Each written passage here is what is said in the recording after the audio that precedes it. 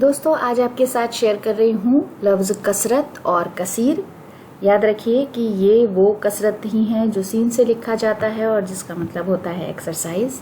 یہ سے لکھے جانے والے کثرت اور کثیر دو الفاظ ہیں. تو سب سے پہلے بات کرتے ہیں کثرت کی. کاف سے رے تے کثرت، جس کا مطلب ہے زیادتی، بہتات، پرچرتا اور ادھکتا.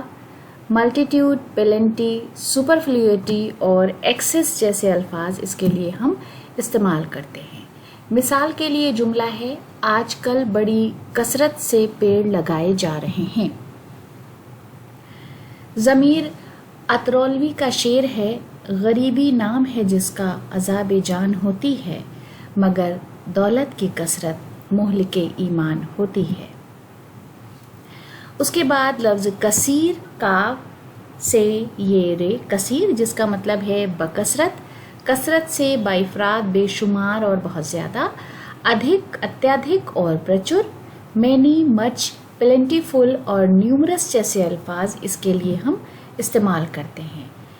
جملے میں اس طرح استعمال کریں گے کہ اچھی آب و ہوا کے لیے درختوں کی مقدار کثیر ہونی چاہیے. مقدار کا مطلب ہے کوانٹٹی، نمبر. مینا نقوی کا شعر ہے، یہ مت سمجھنا فقیر ہوں میں، انا کے حق میں کثیر ہوں میں.